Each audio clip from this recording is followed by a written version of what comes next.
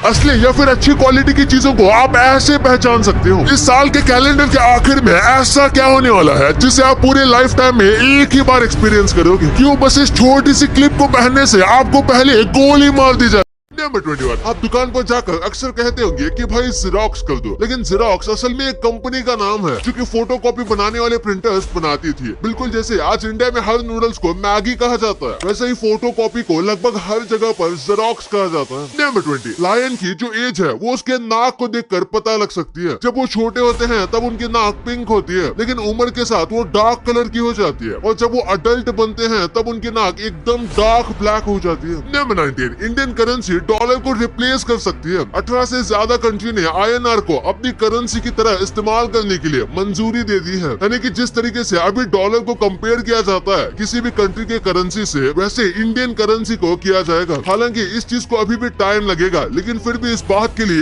1 लाख तो बनता है। बाहर का ट्रांजैक्शन था, इसलिए उसे तभी नहीं पकड़ा जा सका, और उसके बाद तो महाशय इंडिया ही छोड़ गए। नंबर 8, अमीर लोगों की कॉफी यानी कि स्टारबक्स के CEO भी अब एक इंडियन है। इनका नाम है लक्ष्मण नरसिम्हन, और ये भी इंडियन ओरिजिन के हैं, जिनको हाल ही में स्टारबक्स का CEO बनाया गया है। नंबर 7, डेली शराब पीने से दिमाग बूढ़ा हो जाता है। रिसर्च में पता चला कि जो लोग डेली अल्कोहल पीते हैं उनका दिमाग जल्दी एज करने लगता है। नंबर 6, वर्ल्ड वॉर 2 के दौरान सब लोग पेपर क्लिप पहनने लगे थे। दरअसल पेपर क्लिप पहनने का मतलब ये था कि वो नाजी आइडियल और रेसिज्म के खिलाफ खड़े हैं, यानी कि ये साइलेंट प्रोटेस्ट करने का एक तरीका था। लेकिन आज हम इसे काम से पहनते हैं, और पहले के लोगों को ये पहनने से अपना जान का खतरा भी था, तो इसलिए इसे लोग बहुत कम पहना करते थे। नंबर 5, आइसलैंड में नॉर्मल पब्लिक के पास सबसे ज्यादा गन मौजूद है, यानी कि किसी भी कंट्री के कंपैरिजन में यहाँ पर नॉर्मली ज्यादा गन मौजूद है, और यहाँ पर क्राइम रेट एकदम ना के बराबर है। यहाँ पर ज्यादातर गन हंटिंग जानवरों से बचने के लिए इस्तेमाल होती है। नंबर 4, स्टील वुल नाम का एक सब्सटेंस होता है, वो बहुत ज्यादा फ्लेमेबल होता है और उसपे आसानी से आग लग सकती है। आप देख सकते हो बस बैटरी यानी कि सेल के 2 कॉर्नर टच करने पर छोटा सा स्पार्क हुआ और उस पूरे स्टील वुल पर आग लग गई। ये देखने में बहुत ज्यादा सैटिस्फाइंग है। नंबर 3, रोल्स रॉयस और न्यूक्लियर एनर्जी का कहीं पर भी लेना देना नहीं लगता, लेकिन रोल्स रॉयस के पास सिक्योर्ड फंड पड़े हैं चांद पर न्यूक्लियर रिएक्टर बनाने के लिए, यानी कि जब मून पर बेस बनाएंगे और वहाँ पर जब न्यूक्लियर रिएक्टर बनाएंगे तो ये काम रोल्स रॉयस करने वाला है। एटलीस्ट वो उसके लिए पैसों को सिक्योर करके रखा हुआ है। नंबर 2, असली या फिर अच्छे क्वालिटी की चीजों को पहचानने का कमाल का ट्रिक है। जैसे कि आप पानी पूरी में अगर आप पानी भरने के बाद पानी की पूरी ट्रांसपेरेंट दिखती है, तो उसका मतलब है कि वो पानी पूरी की क्वालिटी कम है, और अगर वो ट्रांसपेरेंट नहीं दिख रहा मतलब वो पूरी अच्छे क्वालिटी की बनी हुई है। इसी के साथ आप हनी की एक बूंद को अपने कपड़े पर डालते हो, और अगर वो हनी दाग छोड़ देता है तो मतलब कि वो हनी पानी में मिला हुआ है, और अगर वो दाग नहीं छोड़ता तो वो अच्छा हनी होता है। और आखिर में अगर आप कोई लेदर की चीज खरीद रहे हो तो आपको उसे स्मेल करना चाहिए। अगर इसमें सिंथेटिक से या फिर ग्लू जैसी स्मेल आ रही है तो वो नकली लेदर हो सकता है। नंबर 1, अगर आप दूध में पेंसिल का कचरा डालोगे तो क्या वो रबर बन जाएगा? ये सुनकर यकीन नहीं आता क्योंकि सच में ये नहीं होता, लेकिन अमेरिका में इस मिथ को इतना ज्यादा फैलाया गया था कि आज भी वहाँ के कई बच्चे इसे सच मानते हैं, और कई लोगों ने इसे ट्राई भी किया है। पर इस मिथ की शुरुआत कैसी हुई थी ये कोई नहीं जानता, लेकिन ये एकदम ही गलत है। और इसी के साथ जब मैगी जैसी इंस्टेंट नूडल्स वहाँ पर पहली बार आई थी तो उन्हें देखकर ये बिल्कुल किसी रबर बैंड की तरह लगी थी, क्योंकि एशियन कंट्रीज में नूडल्स तो काफी कॉमन थी, लेकिन अमेरिका और बाकी वेस्टर्न देशों के लिए ये बहुत ज्यादा अलग ही चीज थी, और उन्हें बिल्कुल किसी रबर बैंड की तरह लगता था। और आखिर में अगर बात करें च्यूइंग गम की, तो लोग कहते हैं उसमें एनिमल की स्किन का इस्तेमाल होता है, लेकिन ये बात तो सच नहीं है। लेकिन इसमें सच में रबर का इस्तेमाल किया जाता है। हाँ, सच में इसमें कुछ हद तक रबर होता है, इसलिए इसे निगलने से मना किया जाता है। वैसे आपके लिए कुछ बोनस फैक्ट, आपने हेवन और हेल के बारे में सुना होगा, लेकिन क्या आपने कभी सोचा है कि एक असली हेल भी मौजूद है? और आप बता सकते हो कि ये किसने ढूंढा? ये टोटली अनप्रेडिक्टेबल था, लेकिन इसे नासा ने ढूंढा है। ये एक प्लेनेट है जिसका नाम है K2-141b, और ये प्लेनेट हमारे अर्थ से 200 लाइट ईयर्स दूर है, और यहाँ पे रॉक्स और फायर की बारिश होती है, और यहाँ पे